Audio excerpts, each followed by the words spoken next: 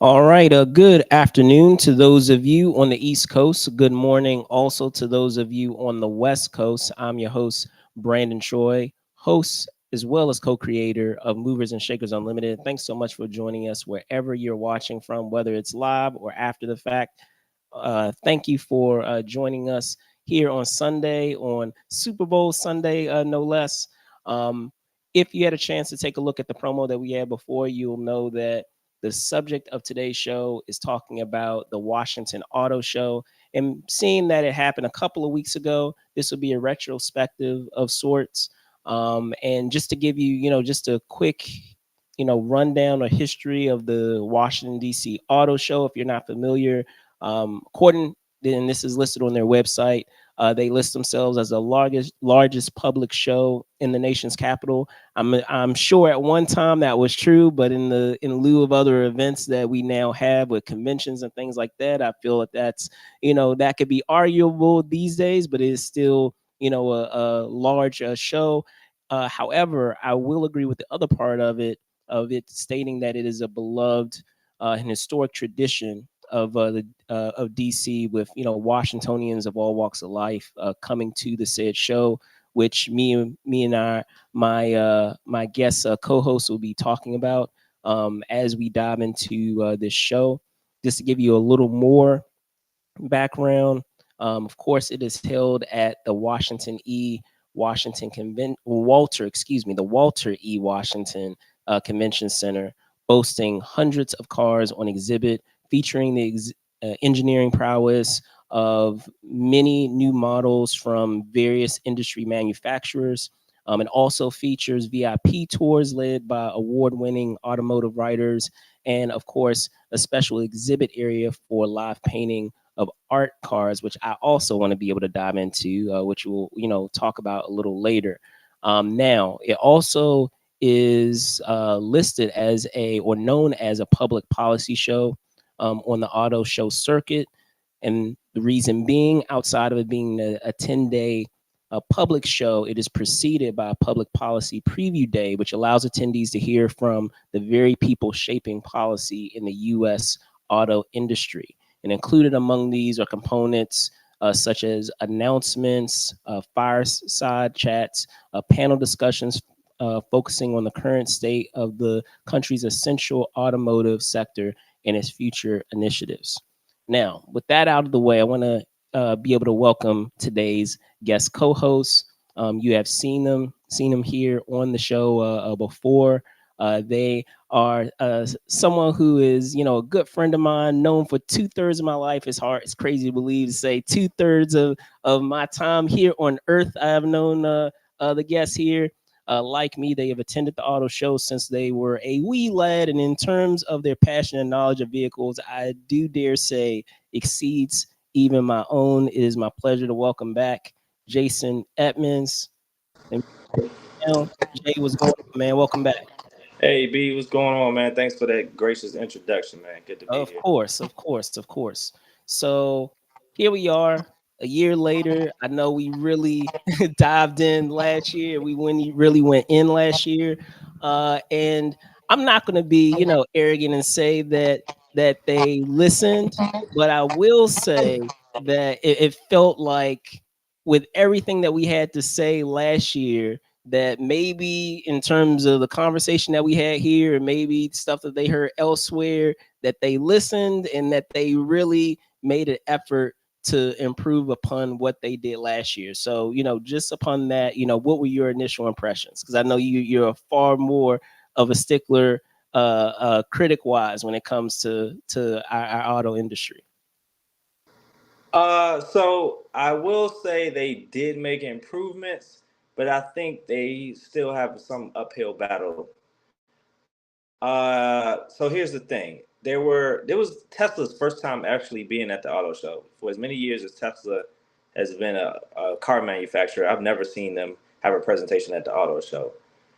And they did have the Cybertruck there, and the Cybertruck was Cybertrucking. It's definitely different and unique, and a lot of other EVs were there. Well, just I want to say two other EVs. I want to say Lucid was there, Tesla was there, and I think Polestar was there.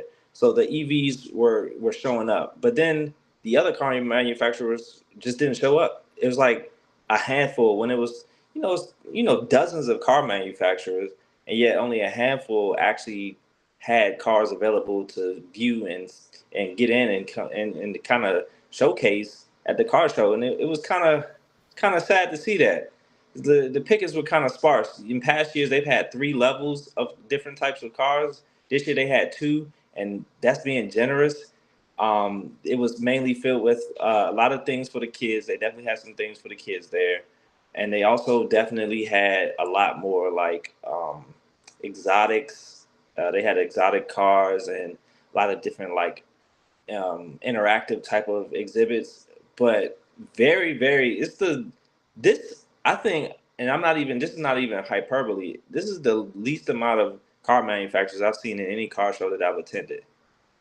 And it's kind of crazy. So, yes, they did make improvements as far as like, making it more interactive and more enjoyable in some aspects, but the amount of availability, the different, like the variety wasn't there like it normally is. So they took one step forward in one direction and one step back in the next, in another direction. So yeah.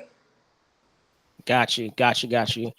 So and speaking, further to that, I was going to say we're going to talk about those wins and we're going to talk about those things to improve upon. So with you being the guest co-host today, I'll put the ball in your court of what you would like to dive into first. If you want to start, talking about those things that can be improved upon and then end it on a positive note, or if you want to, get all the, stuff that you felt worked really well and then really dive into the criticisms, I'll leave it up to you. So, what would you like to get into first? Okay. Oh, I'm sorry. Go ahead. Yeah, let's start with the bad. Okay. All So, right. like Fair I enough. said, there just weren't enough cars. They tried to fill the showroom floor with like a handful of brands on the upper level. It's like maybe four or five car manufacturers when it's usually like 10. And so you have your Chevys and your Fords. They didn't have Jeep. They didn't have like none any of the luxury brands. Like it's just kind of like no BMW, no Porsche, no Mercedes, no nothing. Like if they had Lexus, I do appreciate Lexus showing up. So I was kind of disappointed in that because I like to see some of the cars, especially some of the new stuff that they're coming out, some of the EVs that they're coming out with, or hybrids, just a different variety of cars that I'm used to seeing weren't there. Like I said earlier, there was a very fun, interactive uh, ride along in the new EV for Nissan. It was fun and that was interesting and I had a blast and it definitely showcased that car and made me think about some a car that I wasn't even on my radar. So that was cool. But by and large, there wasn't much else available.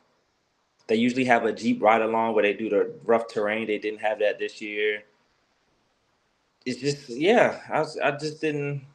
I was kind of again not as disappointed as last year, but still kind of a little bit let down. No, no, no, I hear you, and I would say, and that's why I would say I'm appreciative of having another perspective here on the show because sometimes you guys are going to agree on stuff and sometimes you're not.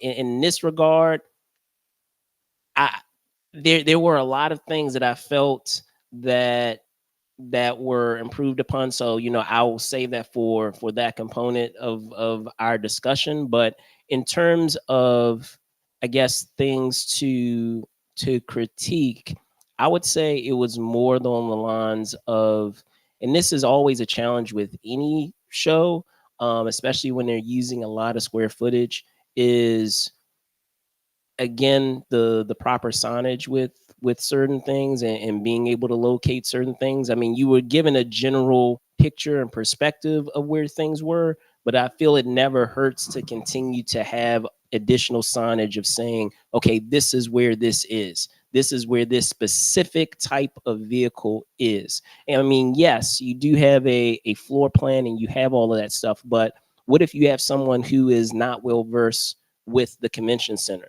What if they are not from DC and they are, experiencing this convention center for the first time? It can be quite cavernous in terms of being able to locate certain things. And I've been to other shows where, even though I am not a resident of that city, I can still easily find my way around because there is proper signage. And I hate to say it, it's enough signage in even an obnoxious in an I guess I can say in an obnoxious sort of way of it being more than enough of me saying, okay, I got it. It's this way. I got it. But I'd rather it be that way than me trying to kind of estimate where things are versus knowing specifically where they are. So that would be something specifically that I would say is still a growing pain, or still something that I feel that they can continue to work upon going forward with the show. But were there any other ones that came to mind for you? Uh, the signs, yeah, that was definitely. I think the employees that were there were helpful. Like the They were, they were, specific car, yeah, the they specific were. car exhibitor people, they were very helpful, very knowledgeable. And the people who just generally work in the convention center were helpful when I didn't know where to go. So I kind of like made up for that. If you just want to ask people questions, like they were good about directing me in the right location. Um, and then like I said, everybody else there was very helpful and friendly. It's not the problem of the people who are actually there. It's just I think car manufacturers are just getting disenfranchised with the whole process. I want it to be more like the Detroit Auto Show. You see, and I see a lot of videos on that, and that's like the preeminent auto show in America, I feel like. And it just strikes me as leaps and bounds 10 times better than DC's auto show. And it doesn't have to be on that level because I know is Detroit is the home of the It's auto Detroit. industry. Right. But it's like we have a huge facility that can facilitate any type of like something similar to that, and it's not even close. It's like And they we're the nation's capital, y'all. Like we can't put ourselves at the same level as other cities when it comes to our shows. So even with Detroit being Detroit, I understand what you're saying. DC should be at that same caliber. exactly, exactly, and before it was we needed more representation by these manufacturers. Now we don't have as many. I'm looking at the floor plan for Hall's D&E, and we have Toyota, Lexus, Chevy, Ford, Kia, Honda, Acura, Nissan. So Toyota and Lexus are basically the same brand. Chevy and Ford are direct competitors, and Honda and Acura is the same brand. And then you have Kia and Nissan. It's like, where's everyone else? Like, and then on the bottom level, halls A and B, that's where you have a small Tesla. They didn't even have all the cars at Tesla. I was hoping to see the new Model 3, the new Model S. They had an X and a Y. Those are maybe their top sellers, and they had the Cybertruck that you could sit in. And I didn't like the fact that I guess because it was so popular, they gave everybody a time limit on sitting in the vehicle, and Right. that struck me as kind of like janky because I'm like, how can you get a true estimation of the vehicle if you have 25 seconds to just look? Like that's not enough time to kind of figure it out and just experience the car. So I feel like that was weird. You have was that Polestar I mentioned earlier, Volvo, Lucid, Subaru, Buick, GMC, Hyundai, and then just rest was just other exhibits like the Commercial Zone Corvette Club, which is just old and new Corvettes, the exotic cars. They did have a Bugatti in there. They did have a few Bugattis, a lot of Lamborghinis. They had the new Aston Martins. They had some Rolls Royces, and they had my favorite car, which is the McLaren 750 S Spider. They had that. They also had another McLaren in there. They had a few McLarens, so they had some of the exotics, but they always have exotics, and that was on like the third level. And then they always have the people painting the cars. That was cool. The art of motion area where there was a huge exhibit of random artists painting the same car, which was cool. And so that was exciting. One of the exhibits, I tried to take my son on. He wasn't old enough, so we couldn't do that. It was in, I think, believe it was the Hyundai zone, and we couldn't do that. So that was kind of disappointing. But it's just I think it's missing that je ne sais quoi. It's just missing that like oomph. Like like, oh wow, like these are the cars that are upcoming that everybody's excited for. Didn't see any Porsche. Like I said, BMW, Mercedes, they weren't there. I just like seeing the luxury cars. We see, I know, I go there to like fulfill my fantasy, right? So I'm not going there to see cars that I can see every day, or the regular commuter cars. I could see a Hyundai, Right. a Ford truck, a F-150, a Chevy Silverado. I could see that every day on the street.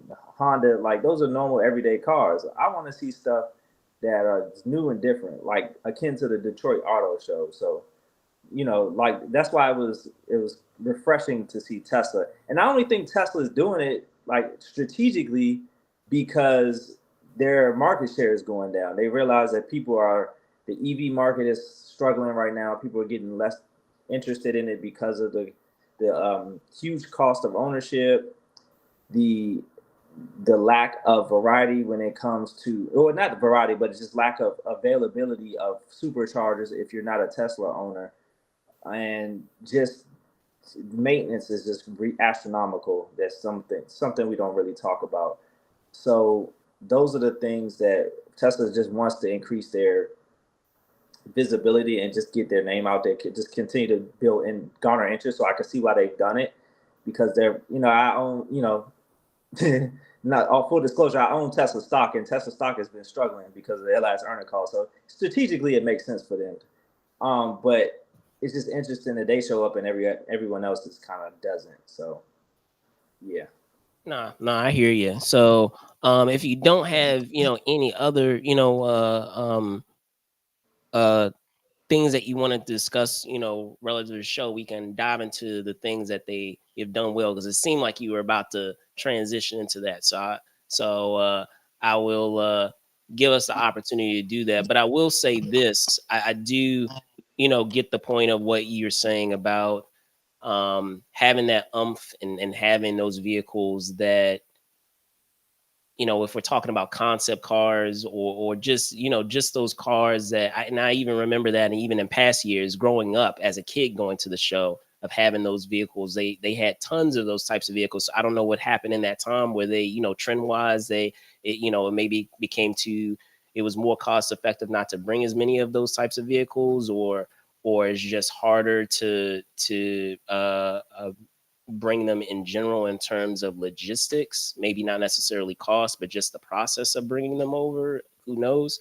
But yeah, like that would definitely be something, to see from your auto show, especially if, again, if we're talking about the nation's capital, with their auto show.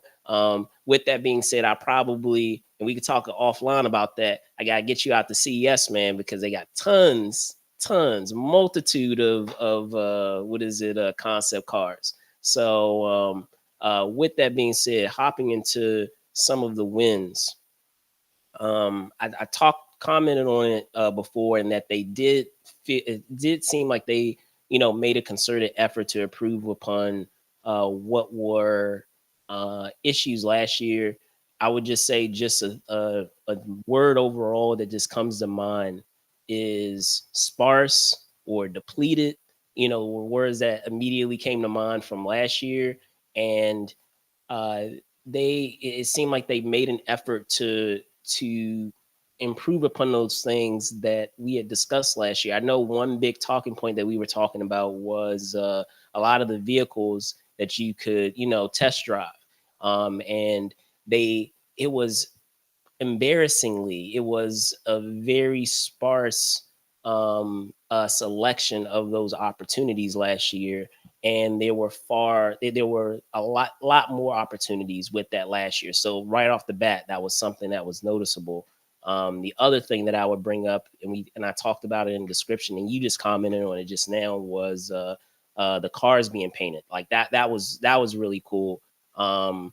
If memory serves, and again, this was a year ago, I don't remember that being a big component of last year's show, and it seemed like they really made a concerted effort to have a selection of that on the floor this year. And even if they did have it last year, it wasn't to the degree that you had this year.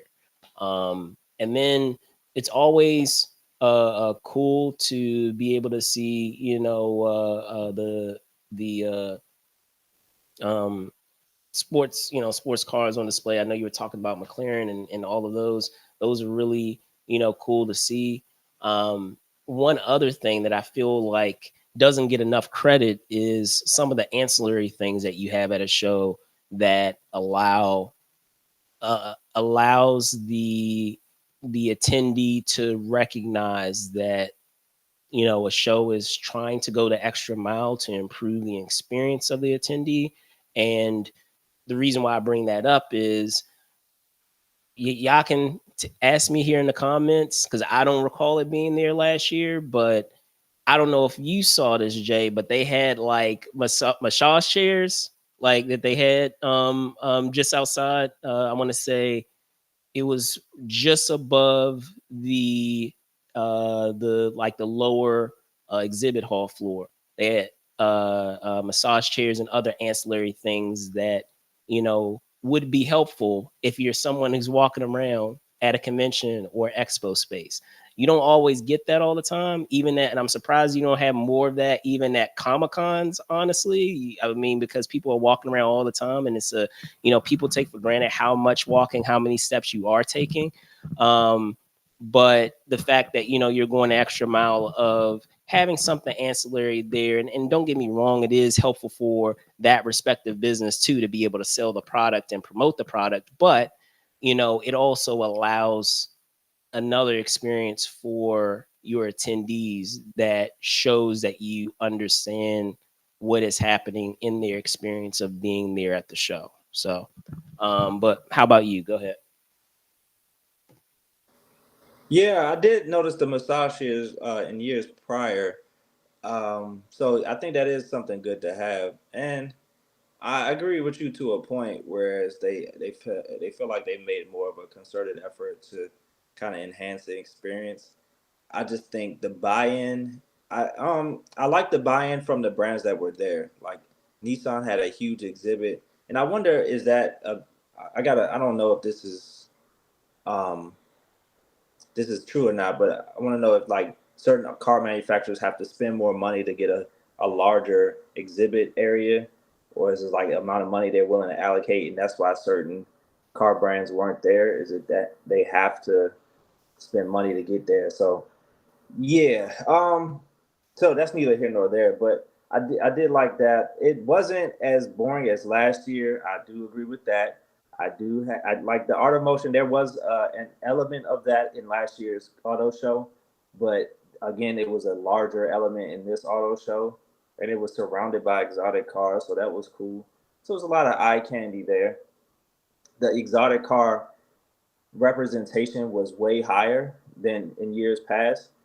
Like I mentioned prior that they had a whole floor allocated to the exotic cars, even though they didn't have that this year. It's just like they were like dispersed throughout the lower level exhibit area, and that was cool to see. Like a lot of different, and if you know exotic cars, like they had the old exotic cars and the new exotic cars along with those. So they had a bouncy house for the kids. They had an electric bike thing that you could have rode around. They had some of the outdoor ATVs and all-terrain vehicles and boat exhibits. So I mean, in that aspect, yeah, it was cool. It was cool, and I did appreciate that.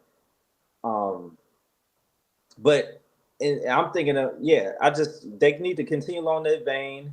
They continue along that vein. It used to be a robot walking around. There's a guy on stilts dressed like Optimus Prime or something, and there was I always remember that. Yeah, yeah, yeah, that was cool. Or they have like celebrities or athletes come through and sign autographs and talk to the crowd. Or like some of the car manufacturers will give details on specific cars. And I didn't really see any of that. So I think the buy-in needs to be in there from everybody. I think the desire is there. And I don't know how many sales they've had, or is it profitable for them, or anything, or whoever the people who plan this event every year. But it just needs it. I can see it shifting, and I like where we're continue that headed. momentum. It sounds like from Yeah, what. continue the momentum, and it's looking good. So um, yeah, if I were to give it a grade, I give it a solid C plus. It wasn't last year was a D. So this year, if you're making That's improvement, fair. yeah. It's an improvement made, but just needs to be fleshed out a little bit more. Got it, got it. And if I were to grade it, being that I am not as entwined into automotives as you and slightly more casual, I would put it at a B minus. Being that it was cool. However, I do agree in what you're saying with it being as long of a show as it is, you need to have something sustaining to, keep people coming back in that 10-day period. It shouldn't be something where, you go maybe once or twice over a weekend and you're like, okay, I don't, I saw everything I needed to see. And that was still the case. I didn't mention that, but that was still the case this year. Like last year, I literally went one day and I was good. Like I didn't need to go, and that's not a good sign. If I can knock out everything in a day and that's all I need to see and I'm good.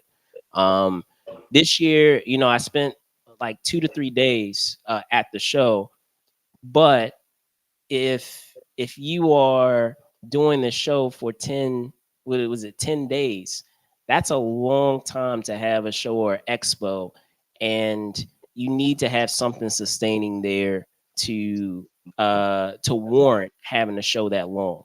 And perfect example, I was just talking about CES just a moment ago. That show is roughly an entire week, and I only say it's, I know for most people, they're like, what are you talking about a week? So, like, as a media person, you get a couple of extra days. So, in essence, for a person who's going as a media person, you're essentially there for a week from the top of the week on Sunday all the way up through what, Saturday. And so, even within that amount of time, you would think that that would be enough time. I just barely was able to cover the entire show within those days, just barely. So you want to have like an experience like that where there is that much there that you have to maximize every single day of that show to experience it. So um but with that said, I know you were talking about the trends with like EVs. What are some things, and you teased it just now, what are some things that you want to continue to see specifically from them going forward? I mean, you talked about EVs, you talked about some more concept cars or some other components that you feel like are necessary going forward to accomplish that mission that I, was just talking about, of maximizing the time that they have. Well, just simply showcase their latest and greatest. Hit us with the wow factor. Get the buy-in from the crowd. Get people going like, "Hey, I went to the car show and they had this crazy insert car manufacturer, and it just blew my mind. And now I'm just thinking about this manufacturer differently. Like, we need more of that. The Cybertruck was that for this car, for this auto show. The Cybertruck was new and different. It was sought after. It has all the buzz and everybody's excited to see it. And you don't really see them on the streets like that. So it's cool to see that and being able to sit behind the wheel of one. Not everybody can afford to buy one these days. Like the cars are just more expensive in general. So you want to look at things that the average person might not be able to afford because this is their opportunity to see it. Man, it's supposed to be exciting for the children. I remember one year they had a whole Lego for Chevy Silverado. It's a life size version of a Chevy Silverado. Give me more of that. It's like insert those elements in there.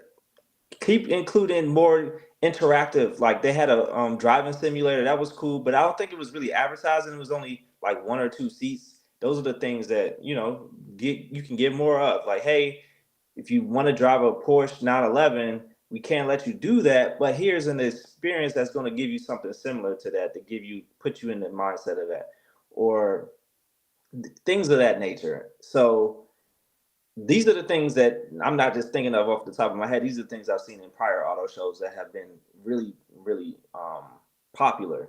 So continue to do that. Make sure you get the buy-in from the top auto brands. Like I said, I didn't see Audi, BMW, like the luxury suite of German vehicles weren't there, and the just other European brands. It's just the basic commuter cars and stuff like that. We have that. We've seen that ad nauseum. Like we've overdone that. Let's look at things we haven't seen. Brands we don't even get in America would be cool. like see some Japanese brands of like new and different type of cars to kind of change our perspective on vehicles because we're very heavily emphasizing SUVs in the American market. And in other markets, they emphasize smaller, more compact cars. So maybe an exhibit on the history of auto industry and how it's changed I over was time. just about to say that. You must be psychic because I was before you got into that. I was in the back of my mind. I was like, what they need to do, because again, I'm not promoting CES, y'all, but they do this is like they need to have like, and I mean, don't get me wrong, they do have vehicles there that show you like the progression of history with those retro cars from long ago. But what they need to have like a legit exhibit that allows you to see this is where cars were at the top of the 20th century. This was an innovation that came at this time. This is how the car looked in this decade. Like they need to show that progression so that way you can see an entire like body of time of how automobiles have changed over time and the specific innovations that happened in that time. Because like talking about that show, you they even have a part of the convention center where they do this every year. They actually have a wall dedicated to the convention center. If you guys have never been to Las Vegas Convention Center, it's massive. They Hmm. actually have a wall that's along, I guess you could say, the catwalk that attaches one side of the convention center to the other that you walk through to get from one end to the other. And it has, starting at the top of the 20th century, innovations that we've had in technology, and they have it like all across the wall up until present day.